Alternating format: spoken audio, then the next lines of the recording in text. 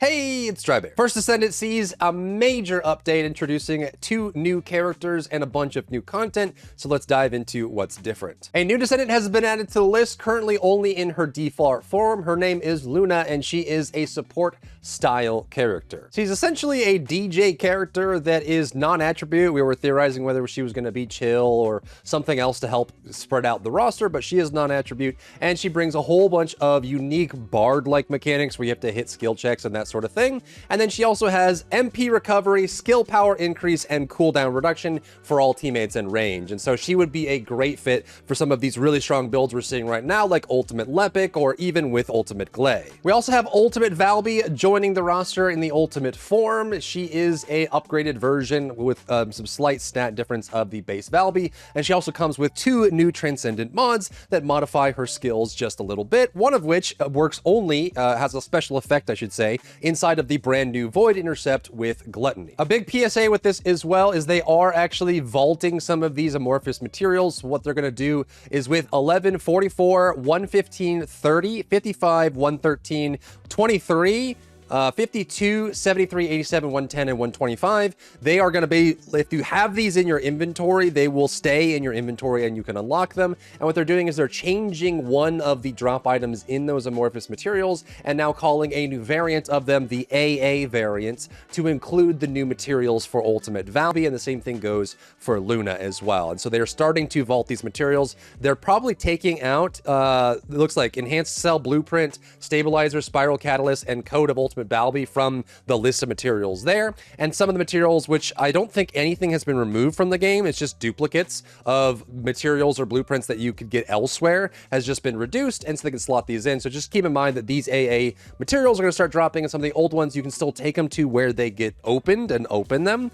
but they will no longer be acquirable. A new Void Intercept that takes place just after Molten Fortress has been added, again with that special interaction with Valby, which is pretty cool. A brand new ultimate weapon, a hand cannon, has been added to the game called the Peacemaker, this little pea shooter right here. There's 2 unique effects for this weapon. One is it stacks up non-attribute skill power, and you activate this by activating a dimension style skill. And then when you have it stacked up and ready to go, it will unload all of its ammo in one quick burst, kind of like a mag pistol. So it's launching all of its bullets at one go, gives you non-attribute skill power for characters that use that. They also added summer skins, so you can be Old Man Ajax on the beach if you want to. Summertime Viessa is here as well. Summertime Valby, along with the new ultimate skin that you can get for her too. Ultimate Valby looks like this in game, and if you buy the ultimate pack, you can get this dominatrix looking candy apple kind of skin if that's what you're into. Luna's got this boardwalk kind of beach vibe skin going along with her as well, and she also has her own set of skins, like the usual suspects, the panda, the onesie, the schoolgirl, and the maid,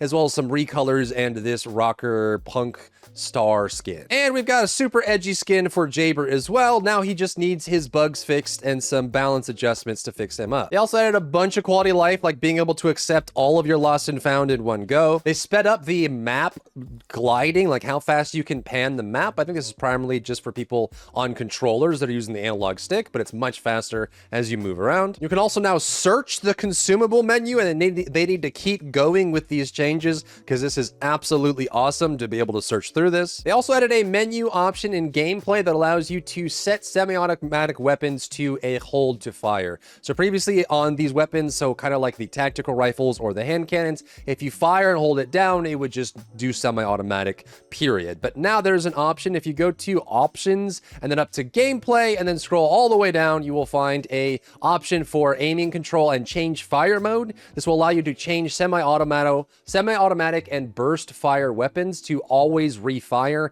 if you're holding down the button. So now when you have this setting on, you can hold it down and it will continuously fire the semi-automatic, even though you don't have to keep spamming it over and over. However, I was hoping for one side effect from this change, and that these semi-automatic weapons would then be able to use the sharp precision shot mod. I tested this. This is not the case. If you put this on a semi-automatic weapon and use the new setting, it still won't stack sharp precision shot, but it is nice for a feel good if you're someone who doesn't like clicking over and over. You just want to hold down the button. This is a nice feel-good change. The endurance, so there's some weapon buffs as well, and some of these were far bigger than I was expecting. The Enduring Legacy gun got its firearm critical hit damage up from 1.7, so 170% crit damage scaling, to 230% or 2.3x. Massive increase on the crit damage for Enduring Legacy. Secret Garden, the ultimate tactical rifle, went from 35% base critical strike to 50% base critical strike,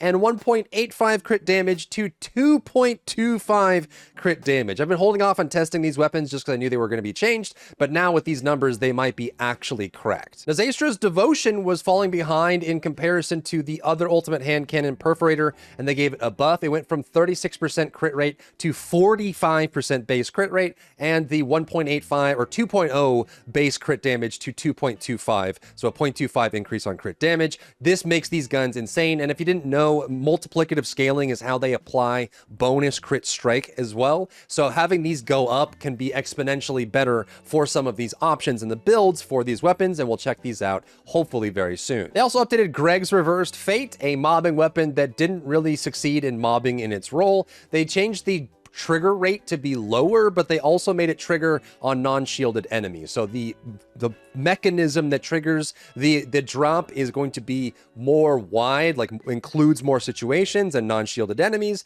but they lowered the normal trigger rate. So we'll see if this weapon ends up being better overall. They increased the Void Shard drops in special operations by about 7 times, saying that people didn't like the fact that you didn't get much anyways, and they didn't enjoy the loop of having to get Void Shards here. Now the hardest thing about special operations is making sure your teammates stay alive and stay in the game so you can complete the whole process. They found a bug with Thunder Cage that made the explosion damage scale the more enemies that were around, and they fixed this bug, which essentially meant Thunder Cage in enemy cases where there's like 3 or 4 or 5 or 6 plus enemies is going to be weaker without that bug occurring. So they just scaled up the explosion damage from 1.33 to 2x. When I was testing Thunder Cage, it would range between 1.33 and 1.6, and I'm guessing that's what I was seeing, is that bug. As enemy count gets bigger, the damage gets bigger. So now they made it a consistent value, but made it 2x, which is actually a buff from what it was before, because in my testing, like I said, the explosion damage would go up to like 1.65 or 1.7 in some cases, and now it's going to go up to 2x, which means that it's overall just going to be a better weapon than it was before. Lastly, let's talk about the future plans that they put at the very bottom of the patch notes. There is a funny or despair kind of comment on here that might, depending on how you look at it. This first one here said they're currently working on Season 1 and Season 2, and this originally said drop rate guaranteed plans. Improvement plan. So they actually had this, it originally this morning, a couple hours ago, said guaranteed drop rate, which means that they would be putting in a pity system, that you would eventually get the item that you want. They put out a note about 2 hours ago saying that this was a mistranslation, that they never meant to say guaranteed, it is just a drop rate improvement. So they say that they do want to introduce a new system where you can more easily get the item you want by doing the activity over and over again, but it won't be a guaranteed drop, and they don't know exactly how much of this pity system is going to be there, but they recognize that it's not fun to chase any amount of drop rate over and over and over to infinity and just get unlucky every single time. They're also adding a system where you can dispose of items you don't want anymore, mostly consumables that you have no intention of ever going and opening. You can just delete them in a future update, and they also want to improve build diversity by messing with mods, with characters, skills, and firearms in order to create a better environment for different builds. There's nothing really specific here on what they want to do. They just recognize that it's a problem, that a lot of the builds are getting pigeonholed in some cases, and they want to make it better. They also say that they don't want to change any major meta focus on how builds are being made right now. They want to do that sort of thing on a seasonal rotation. So in the case right now where we're seeing a lot of bossing Lepics, like ultimate Glaze and ultimate Valbies, and farming bunnies that focus entirely on skill damage, and a lot of the weapons are being pigeonholed into like real life fighter, rifling reinforcement, movement, action and reaction, and that sort of thing, then they just want to leave that here for Season 0, and then when they go into Season 1, they might make some changes that shift up how the mods are scaled, how the stats are weighted, or what builds are effective in that season. But as for right now, they do want to keep increasing the diversity when possible, but nothing major inside of a single season. That's it for the update. Go out and farm your Ultimate Valby, your Luna, and check out the new content that's in the game right now, and let me know what weapons or content we should cover next down below. If you found value in today's video, leave a like down below, leave a comment for the algorithm to help this video get seen by more people, and don't forget to check out my other channels for other content and other stuff and other things.